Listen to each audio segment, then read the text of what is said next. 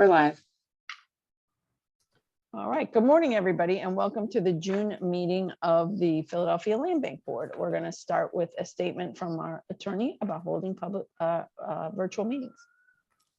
Good morning, everyone. Today's board meeting is being held by an authorized communication device because of the continued closure of land bank offices to the public. This meeting is being recorded.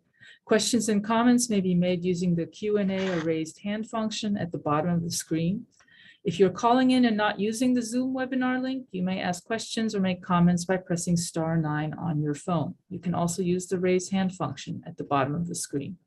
Please do not use the chat function. If any member of the public has any issues submitting questions or comments, please send an email to andrea.sa@phdc.phila.gov, which will be placed in the chat. Please note all questions and comments received by email or through the Q&A function will be included in the minutes. And for those who are,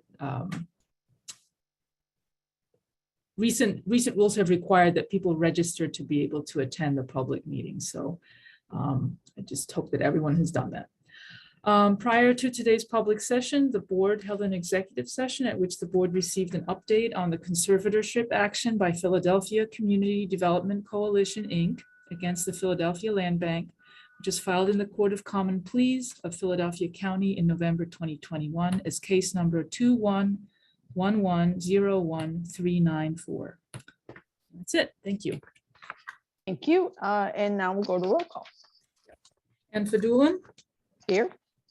Alexander Balloon, Here. Andrew Goodman, Here.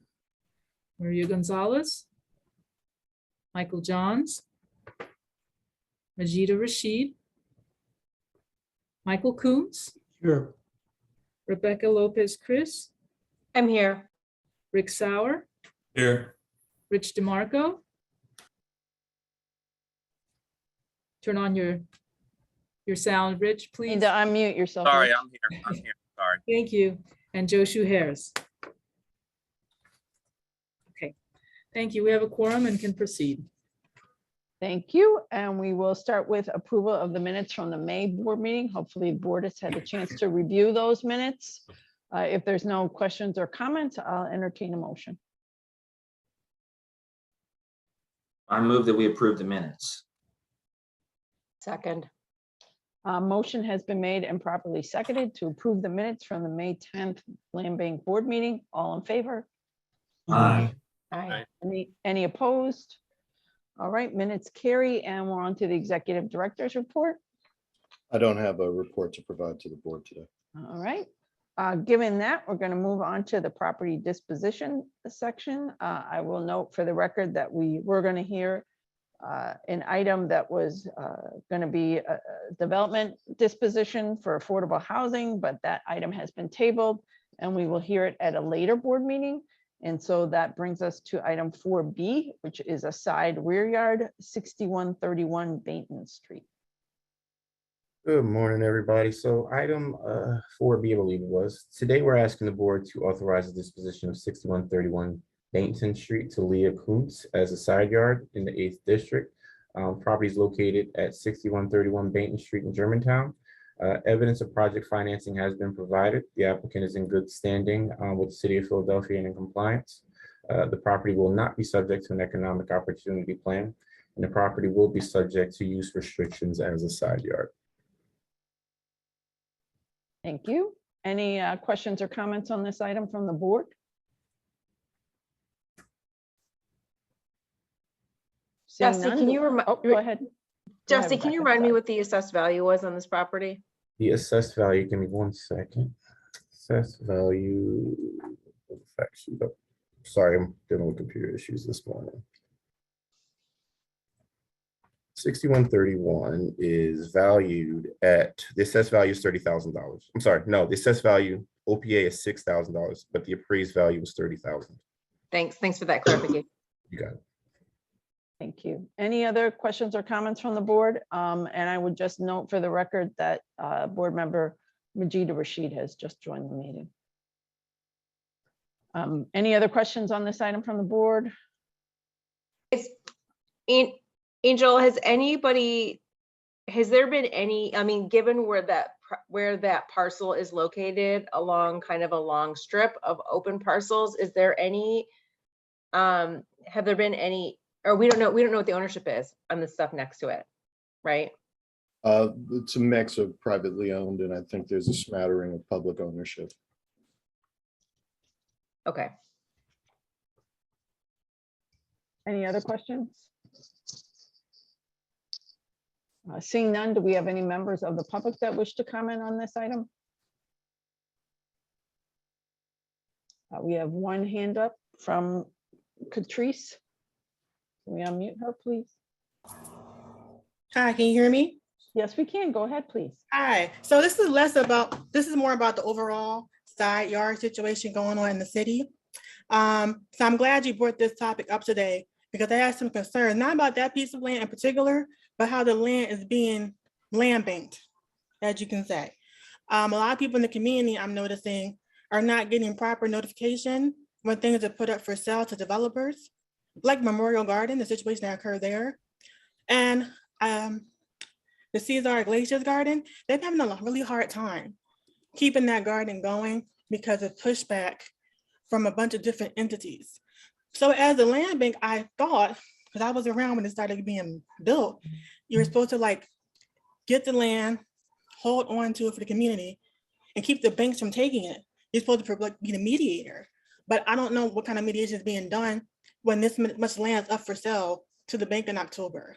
So my question to you is, what is the process right now that you are using to help people actually acquire and keep their land that they're maintaining in the community?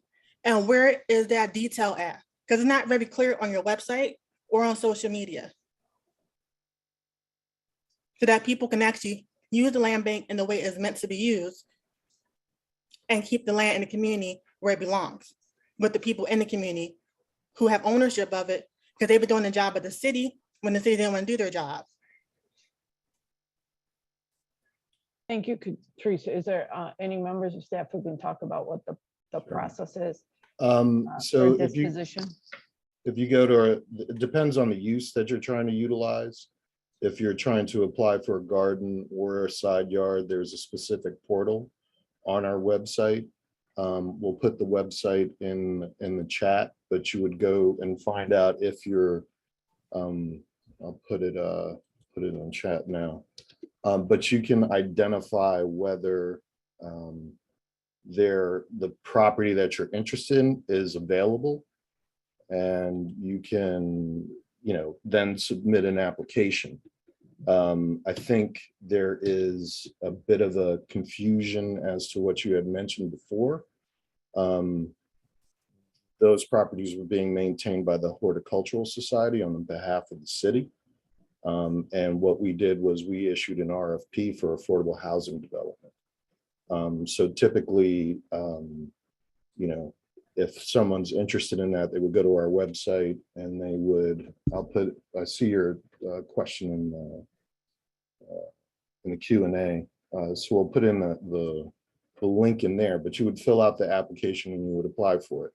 So as long as you're, qualified applicant, not owing any back taxes or any obligations to the city, you reside next to it and you're owner occupant of the property that you live in, we would process you for a side yard. Typically, these are nominal, meaning they're for $1. You would end up with a mortgage and a deed restriction, so that the property could not be resold or developed. And we would process it that way. Okay, thank you for that. Second part of my question to follow up.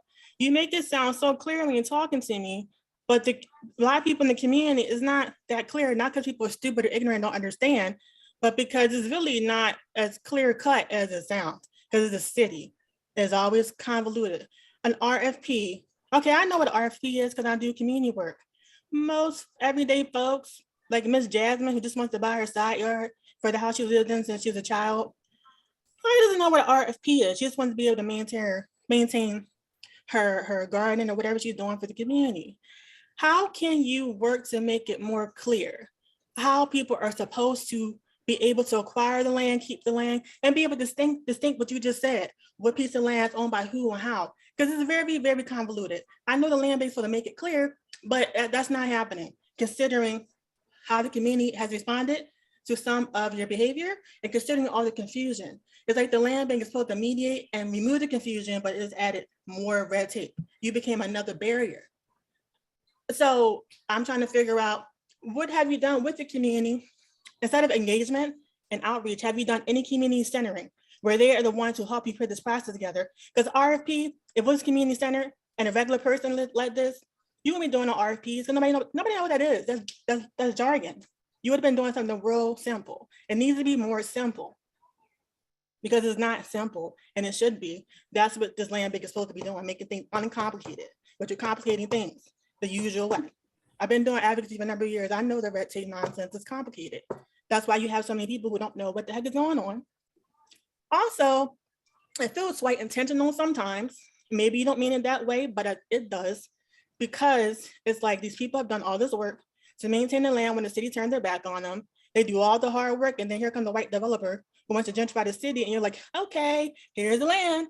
And don't even get me started on PHA and the type of way they acquire land and interact with people, which is quite violent in how they interact and engage with their clients and the community. And a lot of them have their hands on the land. So how are you planning to make sure this does not blow up in your face as a land bank? Because it's like going against what you're there for. And how do you make sure you don't get sued? Because I can see a lawsuit happening if you allow PHA to continue to do what they do to people when they come acquire land. There was a young lady, she was doing a lot of work with PHA. She died in the process of fighting. I don't know what she died from, but she died in the fight because she was trying to get the land away from them. And I don't know if the stress killed her or what, but what are you doing to make sure that you are helping the community help themselves and not being an actual barrier? And how are you centering the community in this? So they're leading this. So I would just suggest maybe that staff could put their email address in the chat, and I'm sorry, Catrice, you just have C at your name, so I'm not sure what your last name is, so I don't mean to be disrespectful and call you by your first name, but maybe there could be a longer conversation about this between with the staff and talk about, because I know that there has been in the past, some community workshops held and things like that, so that people will have a better understanding of how to apply for publicly held land. And I know that's been difficult during the pandemic, but maybe there is more of a direct conversation that could happen between the community members and staff to make the process clear to how do you apply for a side yard or community garden or something like that. So yeah, it needs to happen immediately. It needs to be more than conversations be community led. This is the problem with the city. I've been doing this work for years. Every time I walk to the room, I'm the only one who's actually the person affected. For instance, I don't own a side yard or nothing, but I don't have to own one to know what people are going through, who are poor and low income, trying to feed their families, trying to utilize the side yard to create an actual market in the neighborhood, because most of these places are food deserts. I don't have to be Hispanic to know what people who are at the garden down there at the Iglesias garden are experiencing, because they experience some of the same challenges I experience on a day-to-day basis, trying to make a safe environment for their family to live in this unsafe city that has become unsafe because of the ongoing issues this city has allowed to bubble up into massive. Again, I don't want to cut you off, but I think we understand the issue, and I would again encourage you to reach out to staff, and we're going to go on to the next person who has their hand raised, who is Britlia Keith. Good morning, everyone. Good morning. Go ahead, please. My question is in reference to the property. So you said it was assessed at 6,000, but it was appraised for 30,000. Could you explain it, since we're not allowed to view the appraisal? So there is a difference between OPA's assessment. They use a different standard, and that's based when they assess vacant land and also improved land for tax reasons. An appraisal is what gives you an idea of what the value of the property on the open market would be. And that's why you see a difference between OPA's value, which is what the rate they're taxing it at, versus if you were to sell it on the open market, what the fair market value would potentially be based on a similar size and type of zoning and all of that. So that's the difference in terms of the appraised value. And I believe we do attach the appraisal statement and the fact in the board package. So you're able to review that and how it was assessed. I hope Okay, that answered thank your you. question. yes. Okay, thank you. I see no other hands up. I'm going to ask for a motion on this item from the board. Motion to approve. Second. Motion has been made and properly seconded to approve for disposition the side yard at 6131 Baton Street. All in favor? Aye. Aye. Any opposed? All right, motion carries. That concludes the agenda. I know there's some questions still in the chat. Staff is going to reach out and address those questions. And then we have one more hand up by Leah Kuntz. Can we unmute Ms. Kuntz, please? Hi, can you hear me?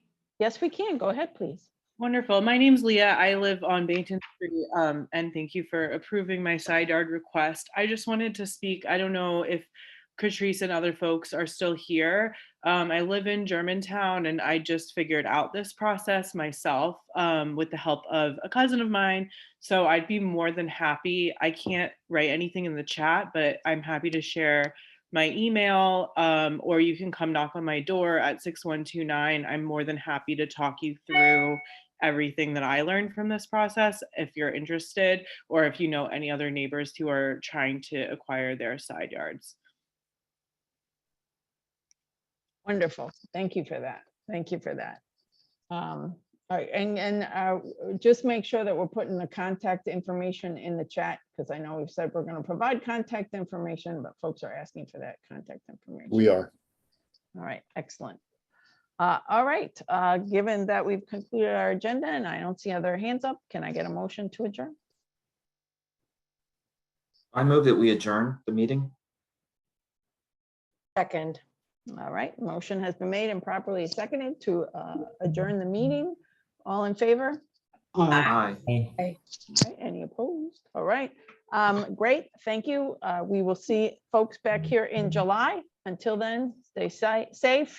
Have a great start to your summer and stay well. Bye-bye, everybody. Take care, everybody.